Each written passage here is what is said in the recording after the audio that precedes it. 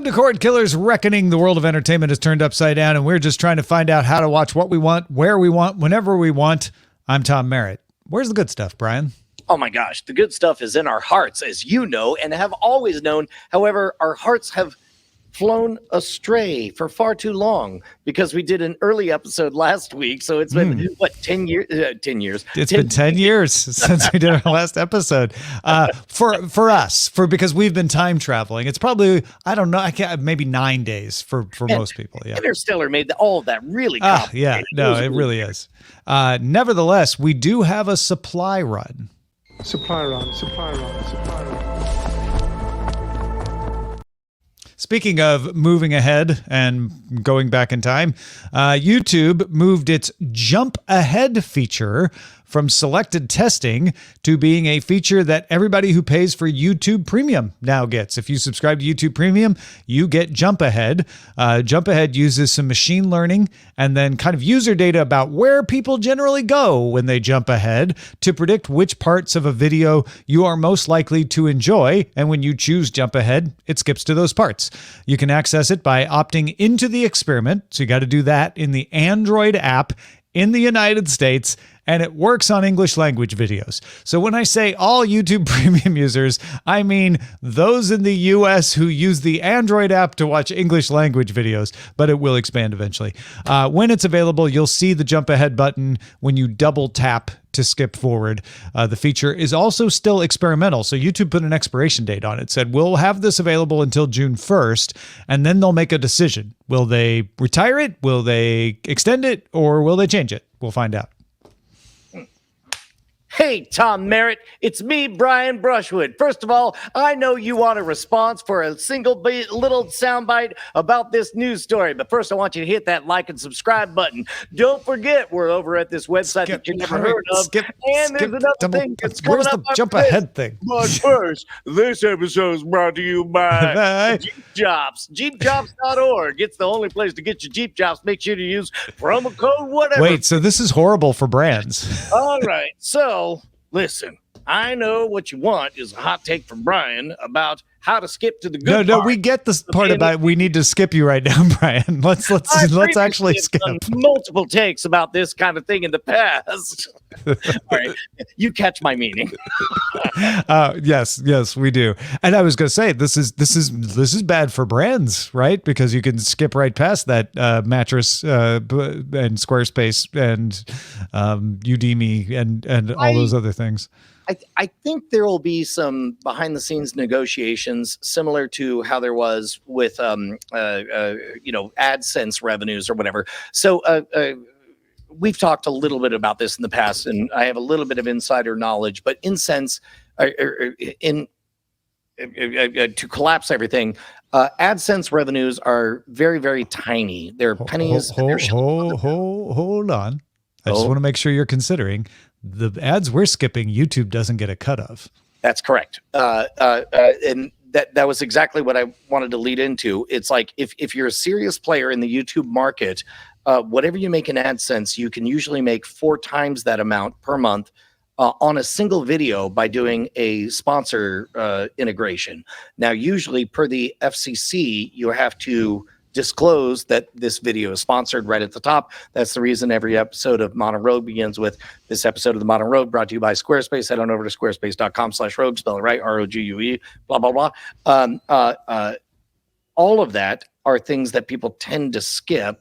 And then if finally, let's say you use, some people call it clickbait. I don't like that word for it. I would say curiosity-inducing headlines like, this is the one thing Winston Churchill would prefer you didn't know about him.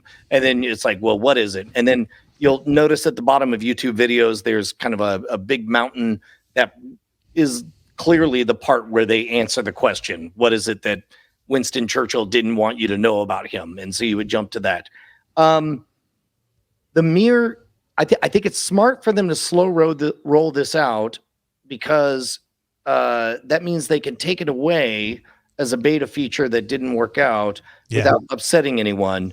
I think it's definitely what the consumer wants But I don't see how this actually goes to air without some kind of pushback from all of the creators, because the creators don't make their money from AdSense.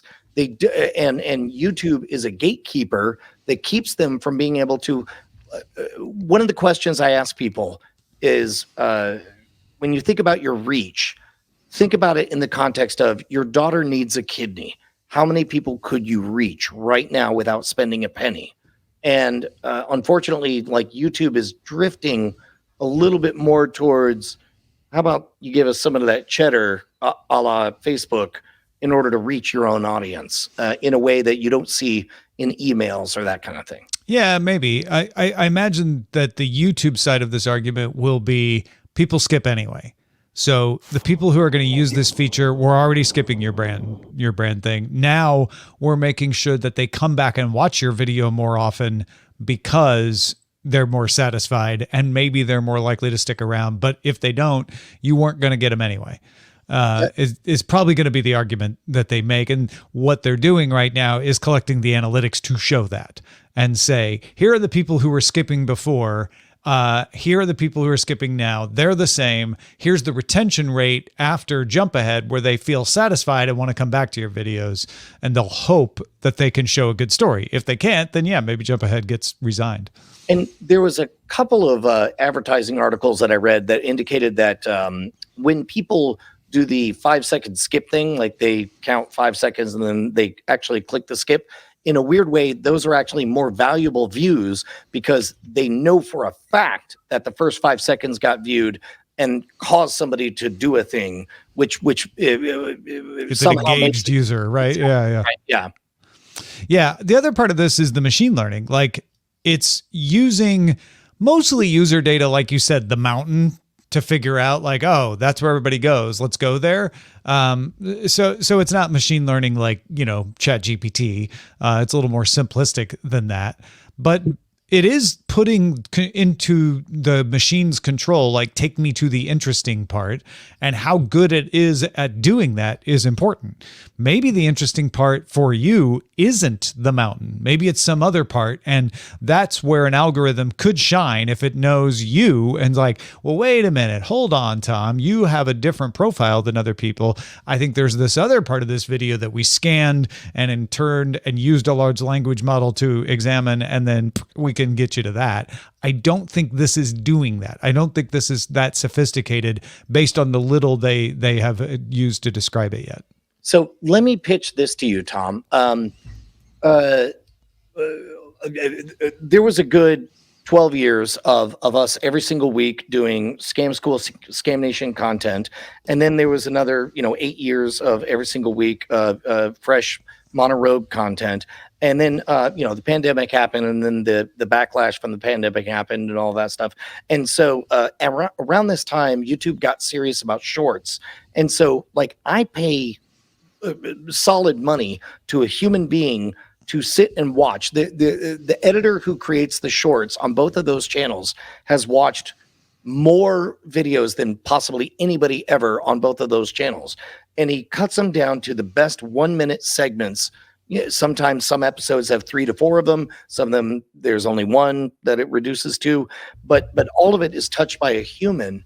To be honest, it seems like the next step on this, Tom, would be that after it figures out machine learning wise what the good parts are, it would just do you the favor of assembling a short that, right now I'm paying money for, which is working very, very well. We picked up like 500,000 subscribers between the two channels because of the shorts. But if a machine's going to do it, that part's less fun for me. Yeah, and we're talking specifically about the shorts where you are taking a longer video and excerpting something to put on shorts. Correct. Not every short is like that, but a lot of them are. There's tools that'll do that claim to be able to do that right now, to say, hey, let us tell you what the most interesting part of this video is, and then, we'll take you right to that and you can cut it out. Eileen has used some of those for Apple Vision Show. Sometimes they work, sometimes they don't. But they're getting better and better. So I think you're right. It would be interesting if YouTube at some point introduced that as a like, hey, we've got this jump ahead feature. And also, if you're a creator, we have this snip out the most, the best, most compelling part for a short. Like it seems really, really obvious that they would want to be able to do that. Yeah. The counter argument that I can understand is the number is literally zero of number of people who go down the rabbit hole, figure out where things originated from, and are happier when they find out that it was a robot at the beginning of it than a human. In general, people want to seek out the art of other humans. I'm seeing a couple people, TF87 and Lawn Makes, both in the chat, talking about, staring at the countdown and waiting to click as soon as the ad is over, or as soon as you can skip, or, encouraging everyone to make videos that are greater than 8 minutes so they can get a second ad, but now people want to skip that. Those are great points for the free version of YouTube where they put ads in for you. We're talking about YouTube Premium. Don't forget, these are people who don't get roll-in ads. These are people who only get ads because the creator has them endemic to it. And those ads YouTube does not get a cut of. So those creators get paid based on the time that people spend watching their stuff. And so I hadn't even thought about this. There's a double problem here, is that if you jump ahead, you're spending less time on the video, and you might be skipping past the paid brand announcement that is inside the ad. But this only affects people who don't see the other ads. They don't see the YouTube ads because it's YouTube Premium only. Well, and keep in mind, for those who are well established and have integrated ads like baked into the actual content. For example, the number one video on this Scam School channel is, I believe, one that Eileen worked on. The number one video. So it's old. Yes. About 5 minutes in, we stop and we explain how Netflix is the service where you can rent a DVD by mail. And then in the middle of that ad for Netflix, which is 15 years old, it will break apart and insert an organic AdSense ad in there. So it'll interrupt an ad for an ad on there. And then, of course, none of that is what Netflix actually paid for. They paid for a 90-day window, but YouTube does not offer any ability to edit your videos after they go up. So as a result, they're getting there's a bit of a free rider problem in that aspect. Yeah. I wonder if this were to catch on and it became popular and it became a thing that creators were like, hold on, this is becoming an issue for us.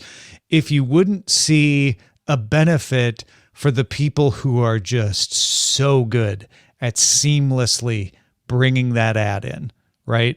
I don't know if you've ever watched Stephanie Sue, Mango Butt. She is a genius at the segue.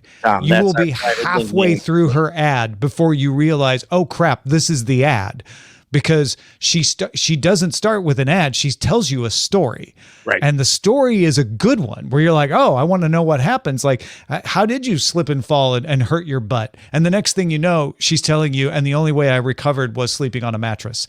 Except that retelling that I gave you is like 10 times worse than what she does. There aren't that many people who have that ability to just really weave a story and weave a sponsorship in, but the people who can are going to benefit in that world where you're fighting against the skip. Yep. Well, that brings us to our Patreon plug, Brian. Oh, you know, as an example of how not to transition. I slipped and fell, and I fell on my butt, Tom. You know what I thought? I'm like, hey, I bet Stephanie Sue would have a great story about this. That's what I thought. You know what? I have an even better story, because my story is about us having left the network to be loud, live, and independent and recreating ourselves again and again and again and again. What have we been covering this beat for 14, 15 years now? Yeah, right. Everybody who's hearing our voices, head on over to patreon.com/Cordkillers. You support us, make this continue to happen, but most importantly, it's getting better and better, because not only in one feed do you get the complete original program, not only do you get the full experience as we deconstruct some of history's greatest TV shows and pop culture icons, but in the After Talk segment, you'll get to hear us do the best of Spoiler in Time, where we talk about things that we really, really care about. For example, this week, I do believe it's hacks. Yeah. Hacks is back. We have talked about it on Spoiler in Time. So if you want to hear the Spoiler in Time talk about Hacks, you got to be a patron. Get After Talk. Join the crowd, man. There's a bunch. It's so cool to see so many people heading back into the Patreon for Cordkillers. It's really nice to see. So thanks to everybody for joining them. And if you haven't, you might want to. Let's move on to the search party.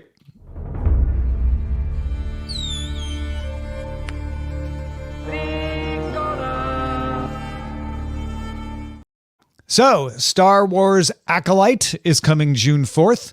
This weekend was May the 4th.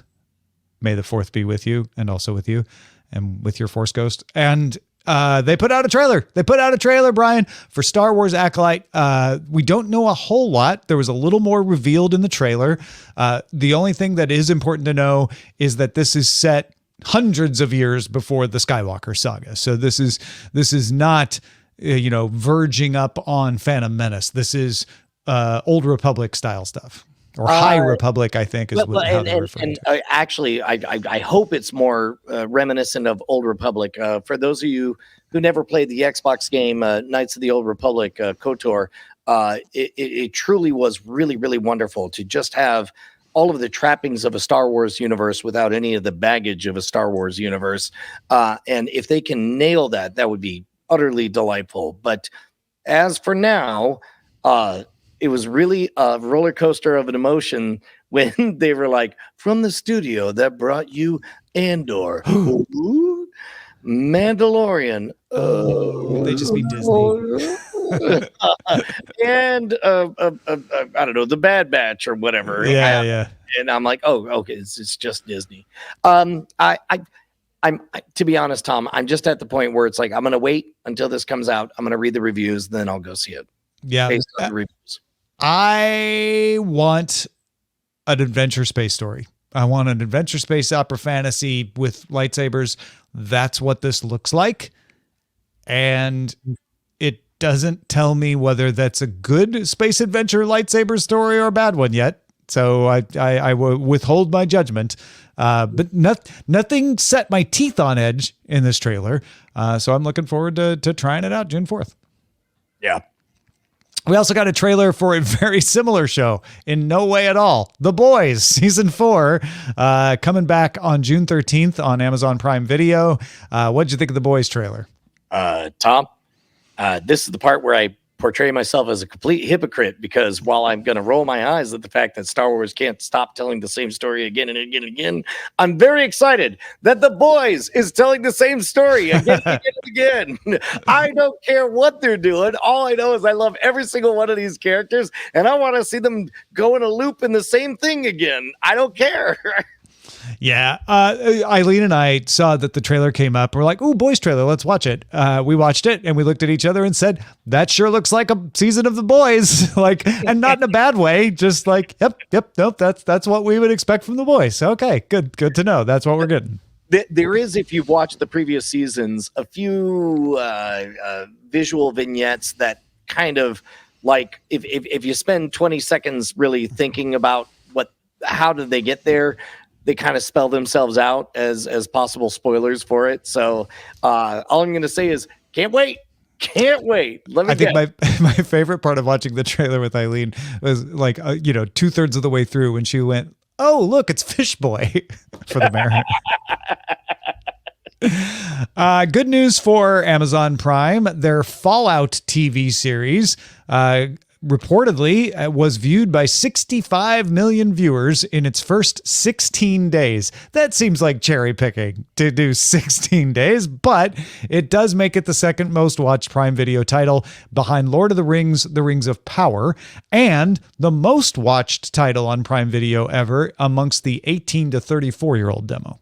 So here's a fun game, Tom. Would you perceive this factoid as a compliment to Fallout, or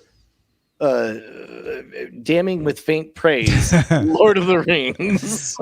Interesting. It's certain. I think it's definitely a compliment to Fallout. Yes. I will 100% back that. The first thought I had when I saw that Rings of Power was not number one for 18 to 34 was, because those of us over 34 fell asleep and watched the whole thing, as far as they know. Yeah. Well, let's go back to Fallout. I'm really intrigued by, and I've been very cautious. We talked in a previous episode about the fact that everybody is sensitive. Like, for example, if you're a video viewer, like right now, my watch right now has a Pip-Boy on it. You know, I've been a big fan of the game is very precious to me. And for the first time, I was kind of called out like, oh, what if they come for your favorite thing, Brian? Mm-hmm. What if they make it cheesy and stupid and the object of derision? Well, I will admit that I was afraid, but then I think it acquitted itself quite well. But what's been fascinating is to get the opinions of people who ain't never played none of the games. And some of them were very hesitant, including my comedy co-host, Justin Robert Young, although he's warming to it as he gets more to the action parts in the latter half. Others of them just binged the whole thing and was like, I ain't never played a Fallout game. I think it's amazing. Like my friend Andrew Main. It's been a fun game to watch. And I think in general, they really nailed it. I don't know. Do you have any other thoughts? We've talked previously about this.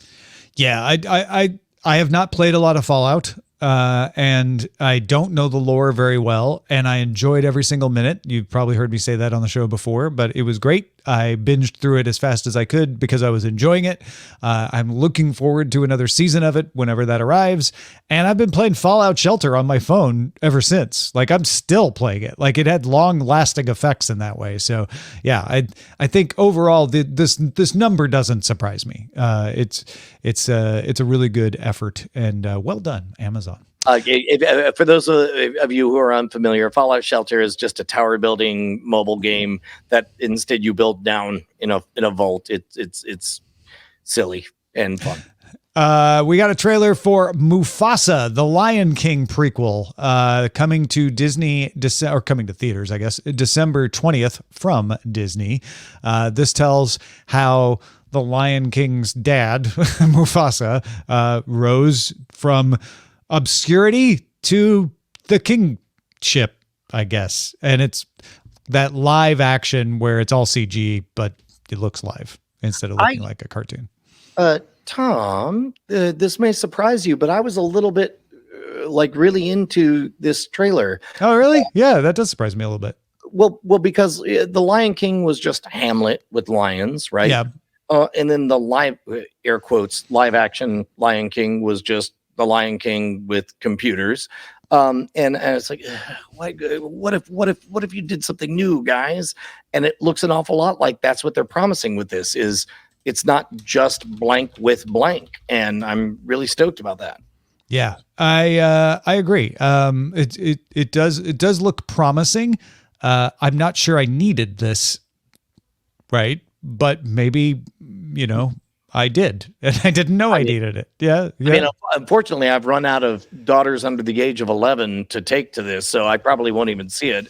But meanwhile, it's something new. That will be interesting because you've got that theater across the street. Do you end up just seeing Mufasa because you're like, hey, that looked kind of interesting and new, and I'll watch it on my own, even if the daughters don't want to. One question.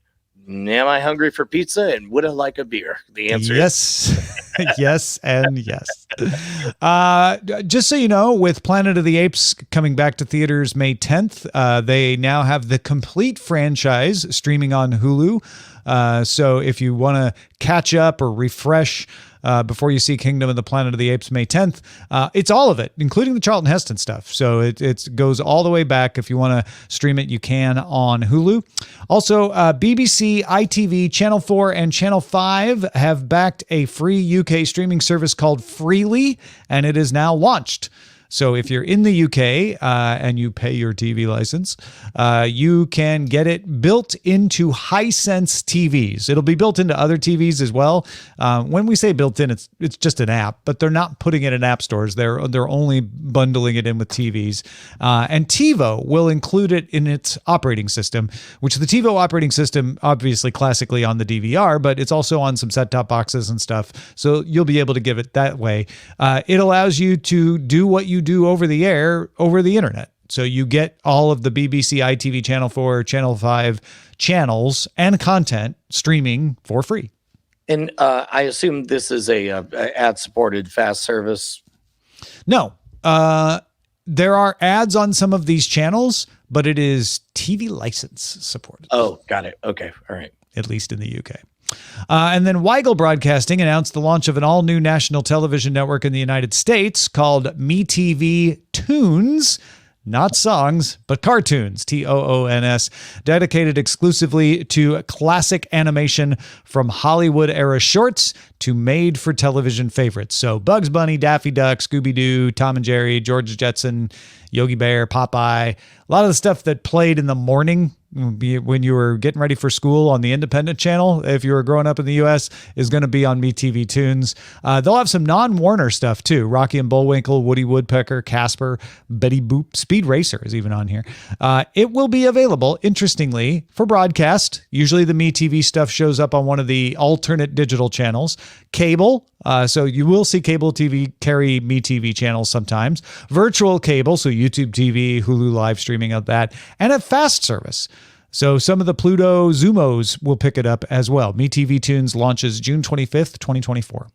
A lot of Hanna-Barbera in there, looks like. Yeah, Jetsons, Flintstone, they're Hanna-Barbera, right? Yeah. Okay, if you're going to place a bet, how many people are going to get MeTV the exact same day they start collecting Social Security? MeTV Tunes? Yeah. The same day they collect Social Security? Yes. 36%. Yeah, you think? I mean, it is kind of. I don't know. Like you and I saw it because it was in syndication and it was cheap and free. Yeah, right. It was like, in the morning, Captain Kangaroo's over, but they're doing Woody Woodpecker. Here, kids, watch that. Yeah, exactly. Yeah. All right, time to dig up some buried treasure. Most people want to know why they suddenly got rich. Buried treasure. Brian, what have you been watching?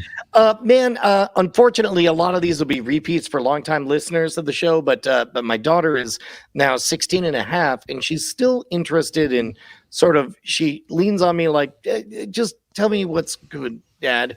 And recently, she wanted something that was funny, but kind of emotional, and I was a bit surprised, Tom. I went to Google and I said, top comedy movies or whatever. And there seems to be on any of those listicles, whatever is the most like quotable. A lot of, as I think of it, beige comedies like your Caddyshacks and your Ghostbusters. That's good SEO, right? And you want to have the quotable stuff on there because people are searching for it. It makes sense, but it's not actually a good list. Exactly, right? And so where we ended up last night was, not a comedy, but I because she's 16 and a half, I tried out Donnie Darko, and I was shocked. I was like, hey, I have no idea if Donnie Darko holds up. It's mysterious and weird, and it makes no sense. And the only way it makes sense is after you read the Wikipedia after watching the movie. I'll explain it to you. She loved Donnie Darko. And then last night she wanted something with a little, comedy with a little bit of sauce in there to make her feel something. And we ended up, for me, rewatching. She hadn't seen it the first time, but Jack Black and Jason Schwartzman in The Polka King, which was just great. It really holds up, and she really, really loved it. It really does help that movie, that not only is it based on a true story, but it is authentically to the accent, to the pronunciation of, his wife does mispronounce the guy's own name, Jan, as Jan. It's amazing. Quite good. Fantastic. I'm surprised she didn't want to watch a Ryan Gosling or Ryan Reynolds movie. You know what? If Mad Max was out earlier, we would have gone and seen it. We would have got that. Yeah. I can't watch Donnie Darko because we literally had a tire fall from the sky and crush our car when we were driving one time. Yeah. What? Eileen and I were driving back from Los Angeles, and like a tire came out of nowhere and crushed the hood of our car. Did it spark a splinter universe that you were in control of, and you needed somebody who also died within that universe to explain to you how to use your powers? Yep. Sorry, spoiler. AAA didn't cover that either. Claire, it was not a plane tire that we know of, but the tire kind of just disappeared. We never saw it again. So Hard to say. Hard to say. I want to put in a word for Shogun, the series. It is getting some comparisons. Justin Robert Young compared it to Game of Thrones in the level of intrigue that is happening in it. If you haven't watched it, it is based on the James Clavell novel, same as the like 80s era TV show miniseries, but it is a much more updated take. It is mostly in Japanese. You have the one Englishman who speaks English, and then the translator who speaks English to him. But everything else is in Japanese with subtitles. So that may not be for everyone, but it is thick. It is rooted in actual Japanese history. I never have read the book, so I don't know how much of that is in Clavell's novel or not, but this feels like it is trying very hard to replicate what was happening in the Shogunate era and the post-Shogunate era. And it's great acting, great directing. So I am only just past halfway through, but it is rich, and it is well liked by Justin Robert Young, who has finished it. So if you haven't checked it out, check out Shogun. Also well liked by all of the world. I believe it had like 99% upvotes on Rotten Tomatoes last time that I looked at it. I've heard from many vectors that it's quite a good show. Yeah, and it's just it's strong in the like, you know, historical element, not apologizing for anyone. The Portuguese Catholics, the rough and tumble English trader, the various Japanese factions that are depicted. They are all deep characters rather than, paper cutouts of like, oh, these are the good guys and these are the bad guys. And you're never quite sure exactly who's good or who's bad, especially, because you've got a morally compromised hero that you find out very early on. But anyway, I'm digging it. I think it's a good show. So you're far enough into it. Here's my question. I don't know if I can get Bonnie to stay up late enough to watch it with me, but is too old for Josie at 16 and a half? No, but it may not be to her taste.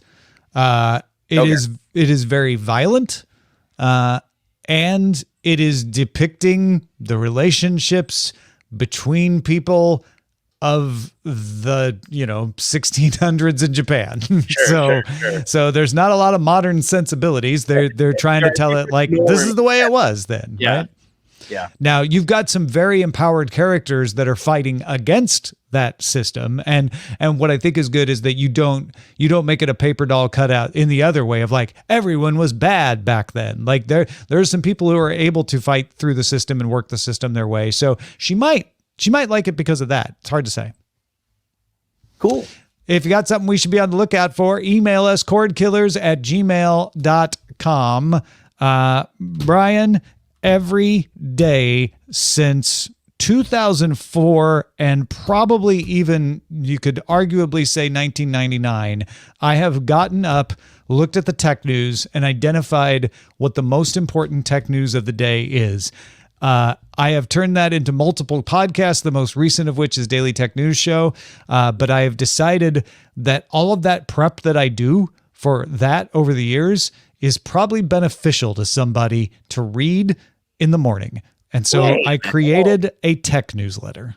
Wait a minute. Are you trying to say that instead of everybody reading all of the news themselves, they could get a one-step refined, shortened version through the lens of Tom Merritt's 25-year history of understanding tech news and its cycles and what he thinks of it, and then later get a highly refined version of it in all of your podcasts? Yeah. That's exactly what I'm saying, Brian. Okay. Whoa. This is confusing to me. Are you saying that they can get it all privately in their own email box? Yep. What does this cost? $1 billion? techtom.substack.com or freetechnewsletter.com will take you to the subscription page. If you don't want to pay for it, you get it on Thursdays. So whatever's out on Thursday, you get the 5 most important stories of the day. You get a few more stories that are important for context, where I'm like, just keep an eye on this. And you get some interesting reads. No more than 5 of those. They've like, these might be worth your time to just dive in and read yourself. If you want to get that every day, I just ask for you to pay for the minimum Substack subscription, which you can set the amount. There is a minimum amount, but you can set that. It's like $70 a year though. Like it's almost nothing. So if you would like to be the smartest person in the room on technology, most of it you can do for free. Listen to Daily Tech News Show, subscribe to freetechnewsletter.com. And if you kick in a couple more bucks, you get that stuff in your inbox every day. And it's different than the Daily Tech News Show. It's expanded. It's my point of view. Whereas DTNS, I'm playing moderator. Here, I'm giving you exactly what I think on every particular story. So go check it out at freetechnewsletter.com. I'll wait. Let me pitch you this. $70. Spend it and forget it.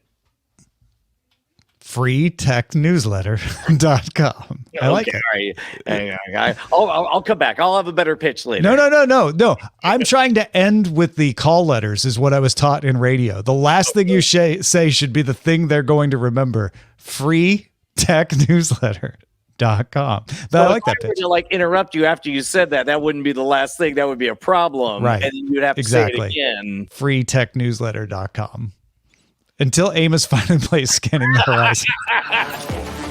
Send a scanning to abort. Scanning the horizon! Doesn't look like Paramount's going to buy Skydance this week. They had a deadline on Friday that was missed, but there were a lot of other moves. Paramount did replace Bob Bakish. We told you about that in the last episode that they were going to do it, and they did. They now have an office of the CEO made up of CBS president and CEO George Cheeks, president and CEO of Showtime, MTV Studios, Chris McCarthy, and president and CEO of Paramount Pictures, Nickelodeon, Brian Robbins. Meanwhile, Paramount Plus passed 71 million subs and is expected to be profitable by the end of next year. So that is a positive when you're looking at a merger. Paramount and Charter reached an agreement to extend their existing Carriage deal temporarily while they negotiate a new one. So you're not going to see blackouts. They're still got to make their final agreement, but that's a positive sign. But yeah, no Skydance deal, which means they can now negotiate with Sony Pictures Entertainment Apollo Global Management on the alternative bid. And insiders speculate that the strategic plan might include selling BET Media Group, which Byron Allen has expressed interest in acquiring, and Paramount Pictures, the studio lot in Melrose Avenue, to the Apollo deal and the Sony deal. And then the company might try to combine a different offer with Skydance or something like that. There's also the idea that they might just stay independent and somehow combine Paramount Plus with Peacock in some way. So not with Comcast buying them, but just, bundling up the two companies. Tom, you've been paying more attention to the mechanics.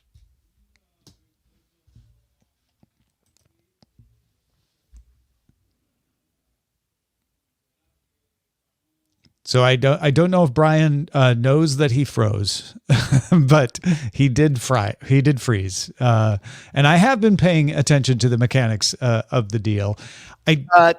Sorry about that, Tom. Good chance. They always come in twos. I don't know if you ever saw Poltergeist, but they come in bundles. Yeah, or the Sith. Yep. So you've been following the mechanics of this. Do you see any possibility where Paramount Plus just, sort of shrugs it off and recovers on their own? Or at this point, does it look like no matter what, they're going to buddy up with somebody, whether it's getting bought? I think Sherry Redstone wants to buddy up with somebody. She wants to sell it. She wants to cash out. She wants to sell this out, keep a stake in whatever the new owner is. But she doesn't want to be running National Amusements, which owns Paramount in this way anymore. So they'll figure it out. It's just a matter of when, not if. At least that is my opinion anyway. Yeah. Peacock itself is going to raise the price of its service $2 a month, starting for new subscribers July 18th and existing subscribers on August 17th. The ad-supported premium plan goes from $5.99 to $7.99, premium plus $11.99 to $13.99. If you were like, yes, I know how to add 2 to a number. I'm only saying that because you might not have known what the original prices are. But yeah, it'll be $8 for the one with ads and $14 for the one without ads. Well, and on top of that, I think it's important to hear the new prices because you kind of close your eyes and you think of them as an anchoring price. Like, does $5.99 or $7.99 feel substantially different? They kind of don't. They're both like under $10, and I don't really think much about them. And the premium, though, $11.99 is kind of almost $10. $13.99, it's like, well, sounds kind of close to 15. Yeah, the Premium Plus plan sounds more expensive, even though it's exactly the same amount more expensive as the Premium plan. Also, the same number of ads. Don't play ads for your other shows and tell me you're ad free. Crunchyroll is also raising its prices. The top tier plans in the U.S. Mega Fan tier goes to $11.99 from $9.99. Ultimate Fan tier to $15.99 from $14.99. So only $1 up for that one. And the existing Fan tier will remain unchanged. They aren't raising the price on the cheapest one, which will stay $7.99. I'd be really curious, and maybe this is one we'll kick to the fans over at cordkillers@gmail.com. Hit us up with which of these kind of sting to you and make you want to give up, because yes, obviously nobody loves a price raise, especially in the justifiable environment of inflation. However, it's also kind of an endorsement of the health of these platforms. I would think. Yeah, the fact that they're not abandoning it, they're trying to monetize it. I think I get what you're saying there. They're not putting themselves on the market saying, somebody want to be our roommate. Paramount did not raise prices on Paramount Plus, is what you're pointing out. At least not this week. Amazon ad revenue rose 24%, lifted mostly by adding video ads to Prime. So yeah, if you were wondering, man, why did they do that annoying thing and turn on ads on my Prime Video subscription? So they could make $11.8 billion last quarter. That's why. For the full experience, Tom, we're going to talk about Battlestar Galactica. Didn't love watching commercials during it, considering that I pay for Amazon Prime. Yeah, that was interesting. Battlestar Galactica, the first 2 episodes of the full experience I bought, because it was not available on Amazon Prime. It became available on Amazon Prime for me as well. And then, had to watch ads. And it was not enough to make me go pay $1.99 to watch it without ads, though. So, it's on me. Yep. A couple other things here. Walmart is about to launch a 4K Chromecast that's also a smart speaker. That seems to be kind of a new trend. So if you're interested in that kind of hardware, you might want to look into that. And a bunch of news around sports carriage, which I know not every one of you is into, but I feel like it's important for us to keep you updated on it. Fubo has dropped all the Discovery networks. It had already dropped the Warner networks, so it had dropped the sports networks from Warner Brothers Discovery. It wasn't carrying TNT or TBS, but it has now dropped the Discovery networks, which means it is playing hardball and saying, well, fine, we are not going to give you any money then, as in a way to try to get a better deal out of them, I would guess.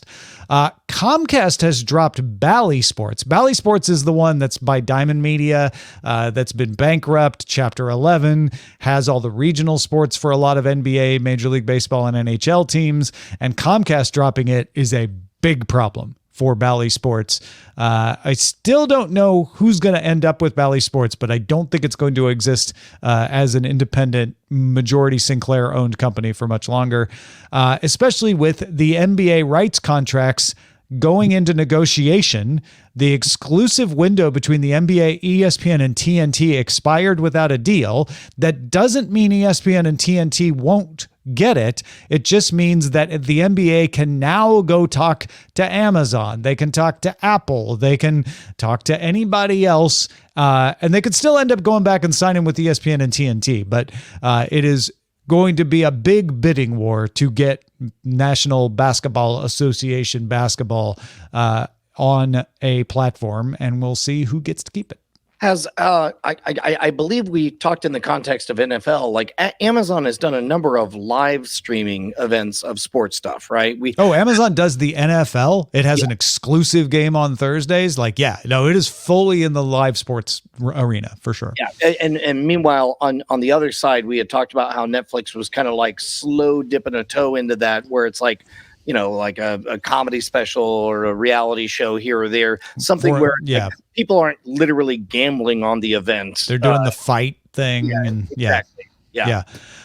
Yeah. So it looks like Amazon and Apple would be the ones to watch to see if they get this. I'm guessing Amazon at this point. Yeah. All right, let's finish up with some chatter.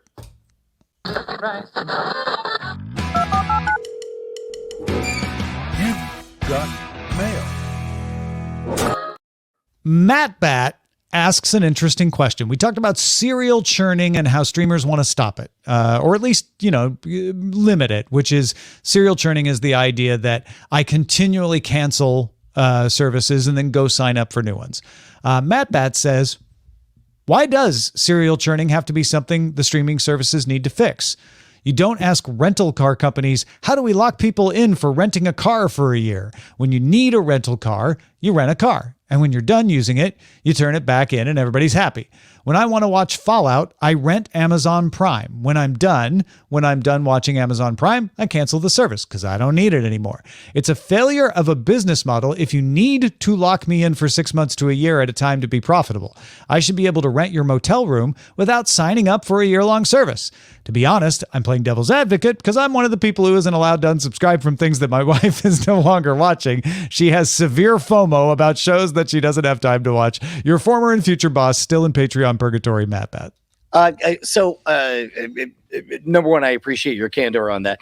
Number two, Daniel Kahneman and Amos Tversky wrote a book called Thinking Fast and Slow, where they talked about the importance of anchoring. And they did an experiment where the question that they were about to ask was going to be, how many countries in Africa do you think are members of the United Nations? But they didn't say that first. They said, hello, would you like to take a quiz? It's only one question long, and I'm going to spin this wheel of fortune.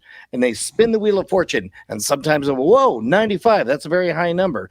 Now, would you like to answer this question? How many countries in Africa are members of the United Nations? And then those people would tend to drift pretty high. And other times, if the Wheel of Fortune came up with a low number, they would tend to drift pretty low. And the real answer is yes, you are 100% correct. It makes no sense. There's no reason to do it this way. However, we have decades and decades and decades of anchoring certain price points and certain relationships with our information broadcasting with cable, and it's going to take more decades to untangle all of that. Tom, I spoke with authority, even though I'm not an authority. Did that land right with you? Yeah, I also appreciate Matt Bat coming forward and being honest and saying like, hey man, I'm just mad because I can't cancel this stuff. That cracked me up. I think the reason that subscription services are wanting to not lock you in, but keep you as a subscriber is because that's a subscription business model. So there's a whole setup of maintenance and making things available. If you don't watch a show, it still costs them money. It costs them money in licensing. It costs them money in storage. It costs them money in bandwidth and maintenance and all of these sorts of things. There is a business model for what Matt Bat subscribed called rentals. And you can rent a movie. You can even rent some TV shows. And you have a different setup of costs and expectations when you're running a rental business. You're like, okay, we're probably going to get this many rentals a month. And if we push and advertise, we might push that up. And if we get that many rentals a month, then we can afford to pay these people to maintain it and do this amount of advertising. That's a whole business model. When you're doing a subscription model, you're saying, okay, we're getting people to commit and subscribe and say they will give us $10 a month, and we throw a lot of things at them. And throwing a lot of things costs a lot. But if people keep paying us $10 a month, then we know for sure we're going to get this amount of money, and most people don't cancel subscriptions. So we are going to get it every month for a long time. When you have that as your budget, and then suddenly people are canceling and then resubscribing, it makes for a little more uncertainty. And you've got a business model where you're saying, we're going to make everything available to you, whether you use it or not. You're treating it as, I just want the one thing. It's like, well, you're buying the wrong product. No, you shouldn't pay Hertz $1,000 a year to rent as many cars as you want when you're only going to rent one car a year. That's why Hertz does the rental car business the way it does. But what I would say is you should be renting things. Now, there are a lot of things you can't rent, and then you're stuck. And then you have to choose, am I going to break the law or I'm going to unsubscribe, et cetera, et cetera. But that is why they want to limit the unsubscribes, is because the business model is built around having a recurring revenue like that. Well, and we've made another alternate metaphor in the past about like a Chinese buffet at a hotel casino in Vegas, right? Like if you know for a fact that you're going to have 675,000, foot traffic through there, then you can rely on certain numbers. But the fact is, when you walk into that Chinese buffet, even if all you want is the sushi, that chicken is just as dead as it would be either way. Just as cooked either way. It's either going to get thrown out or not. And when it comes to production, it's a similar thing. Yeah, Lonmex says it's the addiction of recurring revenue, and I guess that's true. But that makes it sound like it's some kind of shady business to do subscription. I don't think subscriptions are shady. It's just a different way of doing business, right? It certainly is for the investors a more reliable way to do business. Yeah. Chris writes, Brian, I love you, and normally I'd be right there with your libertarian market forces will solve this. We don't need no stinking government mentality, but you are in a bubble, my friend.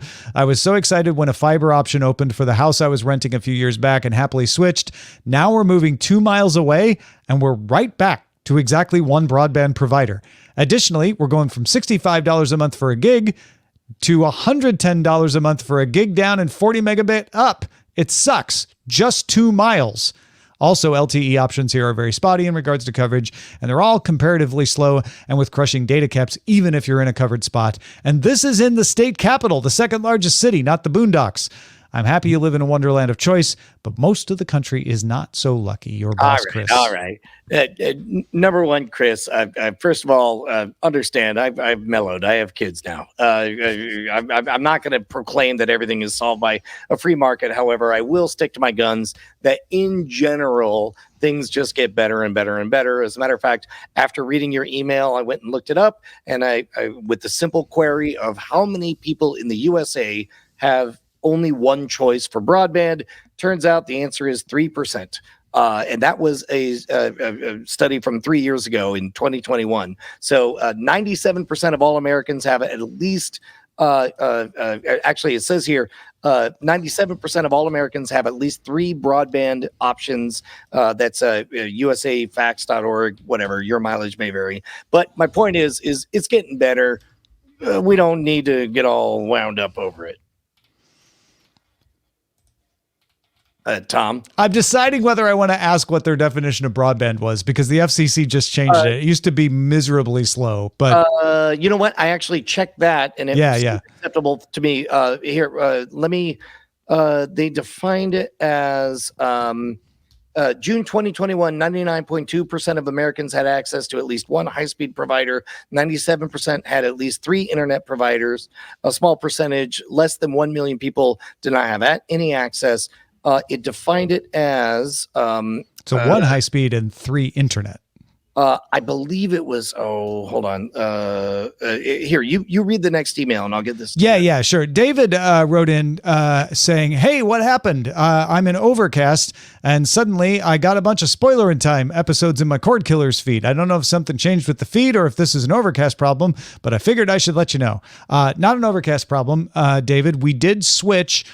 We had been on FeedBurner, which, if you don't know, is kind of like, I don't know, I can only think of really unfortunate examples, but FeedBurner's on life support. It could go away at any time.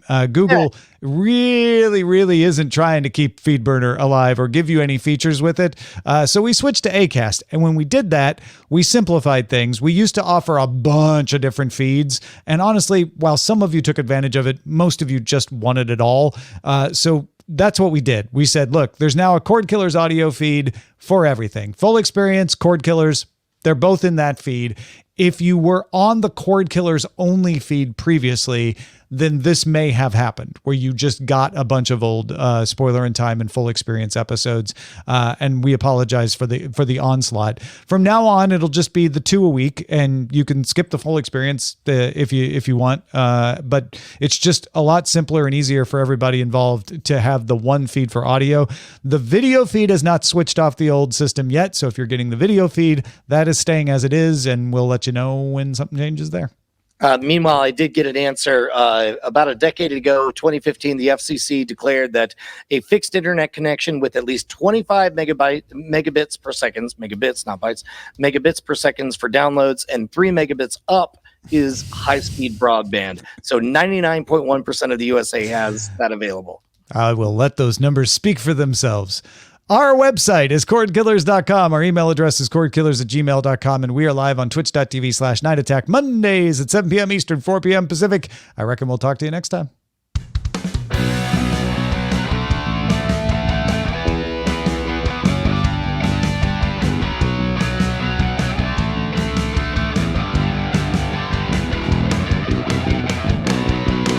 Diamond Club hopes you have enjoyed this program.